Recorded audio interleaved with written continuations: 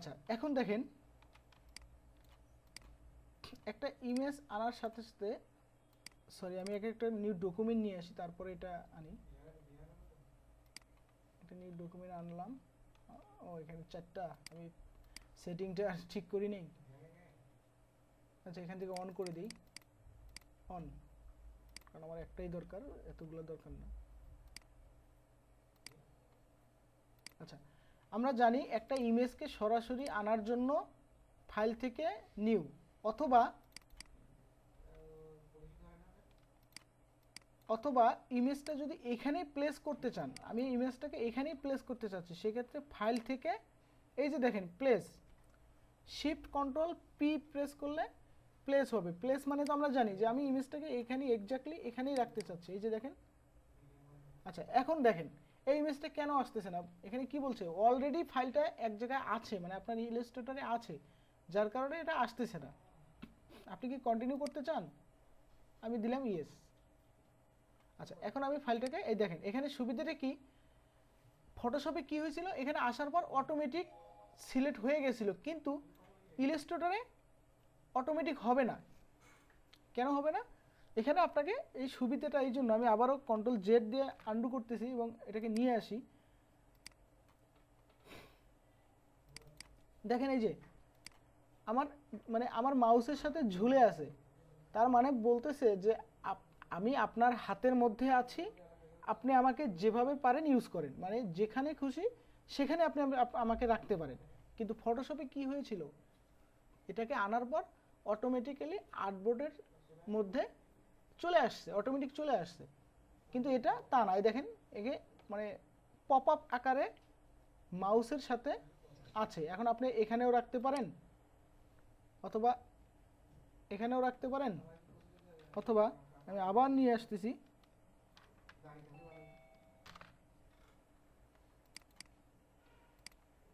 এখানেও রাখতে পারেন, আপনি যেখানে খুশি সেখানে। আচ্ছা আমি এখানে নিয়ে আসলাম, একটা জিনিস খেয়াল করেন। আচ্ছা আমি এটাকে আনার পরে এটা আমি এখানে নিয়ে আসছি, আমি একটা জিনিস ক্লিয়ার করার জন্য এই জিনিসটা, এটা আমি এখানে নিয়ে আসলাম, আসার পরে এটাকে আমি ক্লোজ করে দিই, নো। এখন আমি যে এই যে ইমেজটাকে আমি ডিলিট করব, ডিলিট। আচ্ছা আমরা এই দেখেন এখানে এই যে এই জিনিসটা দেখেন, একটু খেয়াল করেন, লক্ষ্য করছেন সাম ফাইল আর মিচিং। আমি ওকে করলাম, ইগনোর করলাম। আচ্ছা আমি আবারও জিনিসটা বোঝাই, দেখি এখানে আছে নাকি ইমেজটা নাই। আমি আমরা ফটোশপে যখন একটা ইমেজকে নিয়ে আসার পর একটা ফাইল সেভ করব, পিএসডি ফাইল সেভ করব, তখন কিন্তু কি হইতো, সেটা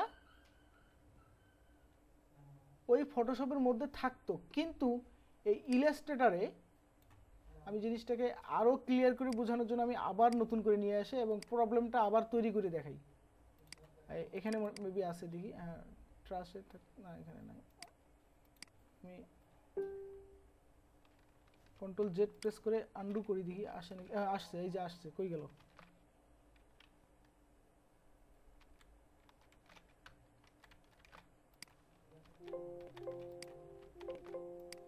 একটু আগে তো ইমেজটা দেখলাম এখানে আসছিল, কই গেল আবার? আচ্ছা আমি গুগল থেকে আবার নিয়ে আসি, সমস্যা নেই। সেভ,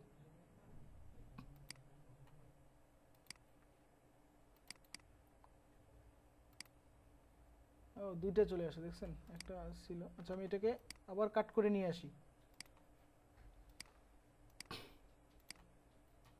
আচ্ছা এখন দেখেন আমি ইলাস্ট্রেটরে আবার একটা নতুন ডকুমেন্ট নিয়ে আসব। আমাদের ফরাদ ভাই, আচ্ছা সেখান থেকে আমি আবারও ইমেজটাকে সরি ইমেজটাকে আমি প্লেস করব। ইমেজটাকে প্লেস করে আমি কি করব, এটা এআই ফাইল হিসেবে সেভ করব, সেভ অ্যাজ এআই ফাইল, মানে আমার সোর্স ফাইল, মেইন ফাইল হিসেবে সোর্স করব, মানে সেভ করব। আমি এখানে ডেস্কটপে সেভ করলাম, একটু বোঝার চেষ্টা করেন। আমি ডেস্কটপে সেভ করলাম, ওকে, ডেস্কটপে সেভ করে এটাকে ক্লোজ করে দিলাম। ক্লোজ করে দিয়ে আমি এটাকে কি করব, আমার ইমেজ, আমি তো আমার মানে আমার চিন্তাধারা যে আমি যেহেতু আমার এআই ফাইল করছি, সেভ করছি, এই যে আমার ক্লাস এআই ফাইলের ক্লাস এটা, তো এটা তো আমার দরকার নেই। ওকে ফাইন, আমি এটাকে ট্রাস্ট মানে ডিলিট করে দিই। আমি এখান থেকে সব ডিলিট করে দিলাম, কথাটা বুঝেন। আমি কিন্তু সব ডিলিট করে দিলাম, দেওয়ার পর আমি আমার ফাইলটাকে ওপেন করলাম, মেন ফাইলটাকে। কিন্তু দেখেন এখানে বোঝাচ্ছে যে আপনি যে ইমেজটাকে এখানে রাখছিলেন সেই ইমেজটা ইগনোর করতে হবে, অথবা রিপ্লেস অ্যানাদার ইমেজ। আপনি যখন ওই জায়গাটা একটা ইমেজ লাগবেই, কারণ ওই ইমেজটা আপনার এই পিসিতে নাই, আমার এই পিসিতে কিন্তু নাই ইমেজটা, যার কারণে আপনি যখন রিপ্লেস করবেন আপনি যে কোনো একটা ইমেজ দিয়ে রিপ্লেস করতে পারবেন। এটা কিন্তু ইমেজ না, এটাই যে দেখেন এআই ফাইলটা, আপনি যে কোনো একটা ইমেজ দিয়ে রিপ্লেস করতে পারবেন, অথবা অথবা ইগনোর করতে পারবেন যে না ইগনোর, ইমেজটার দরকার নাই, আমি ইগনোর করলাম। দেখেন আপনার ইমেজটা কিন্তু নাই, ইমেজের শ্যাডো আছে, বা সরি শ্যাডো না, এটাকে বলে ইমেজের বক্সটা আছে, বা এখানে যে একটা ইমেজ ছিল সেটা বলে দিচ্ছে যে এখানে একটা ইমেজ ছিল, কিন্তু ইমেজটা নাই। এর কারণটা কি জানেন? আচ্ছা, এর কারণটা আমি বুঝাই। এই ইমেজটা আপনি যখন এখানে নিয়ে আসছেন তখন এটাকে ইমবেড নামে একটা অপশন আছে, যেটা করেন নাই বিদায় এ ইলাস্ট্রেটরে পার্মানেন্ট থাকবে না। এখন এই অবস্থায় যদি কোনো ক্লায়েন্টের কাজ জমা দেন তাহলে কি আপনার কাজটা পারফেক্ট হবে? হবে না। কিন্তু আপনি কি করবেন এই প্রবলেমের জন্য? প্লেস থেকে যখন কোনো, আমি আবারও একটা ইমেজ নিয়ে আসি, সেভ করি, সেভ, আমি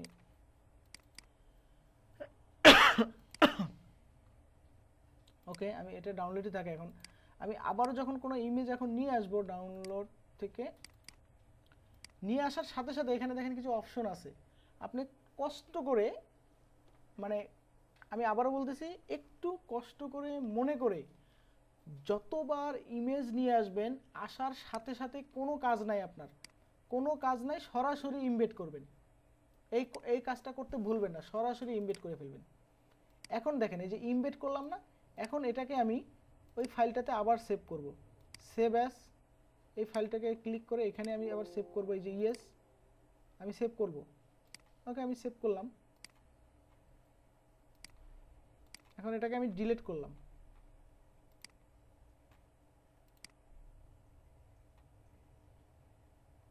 আর কি, এটাকে আমি কেটে দেই, কেটে দেওয়ার পর আমি এই ফাইলটাকে আবার নিয়ে আসি ক্লাস। এখন কি আমার ইমেজটা আছে? অবশ্যই আছে, কারণ আমি ইমেজটাকে ইমবেড করে, এটা যে একটা মেইন ফাইল, এই মেইন ফাইলের পারমিশন দিয়ে দিছি যে এই ইমেজটা যে কোনো কম্পিউটারে ওপেন করলে, তার কম্পিউটারে যদি এই ইমেজটা নাও থাকে কোনো সমস্যা নাই, অটোমেটিক্যালি ইমেজটা পেয়ে যাবে। কিন্তু আমাদের ফটোশপে কিন্তু এই কাজটা করা লাগতো না, এখানে ইমবেড করা লাগতো না, বাট আমাদের ইলাস্ট্রেটরে এই কাজটা করতে হবে।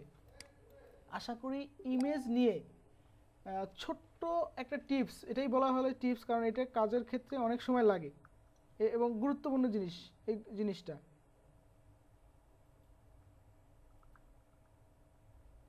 যাই হোক, আশা করি আপনারা বুঝতে পারছেন ইমেজ নিয়ে আসার পরে কি করবেন না করবেন।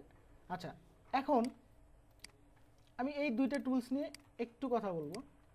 এই দুইটা টুলস নিয়ে একটু, হ্যাঁ এই দুটো নিয়ে কথা বলার প্রয়োজন আছে। আমি আগে ভিডিওটা আবার ছোট করি, কারণ ভিডিওটা বড় হলে আপনাদেরও বোরিং লাগে।